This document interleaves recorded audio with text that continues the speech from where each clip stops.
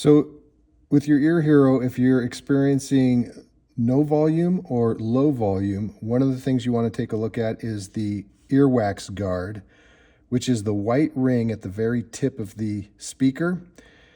That little white ring is actually a basket, and there's little holes in there that are designed to let the sound come through, but protects the speaker from any debris. It's a little tricky to get out of there, and you might need to use a thumbtack or something to get inside there and kind of pry up on it. Once you get it started,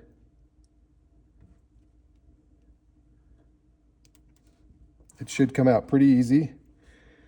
You want to hold on to that because if that's plugged, there's a way we can clean it. But as you can see, we don't have a wax guard in there and the speaker is right behind there. This is a good time to actually test the unit and see if it's working. And if it is working, we know that it's our wax guard.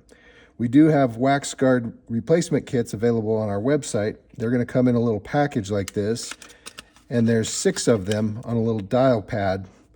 When you pull this out of here, you're going to see a little wax guard on the side of this. You're going to take that and use that and slide it in, and that's the replacement. If you don't have the wax guard kit, you can pick it out and you can actually soak this in some hydrogen peroxide.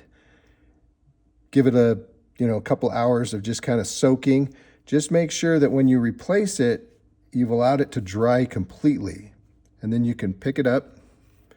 It's a little tricky to get it in here, but it should drop right back in and you should be off and running again.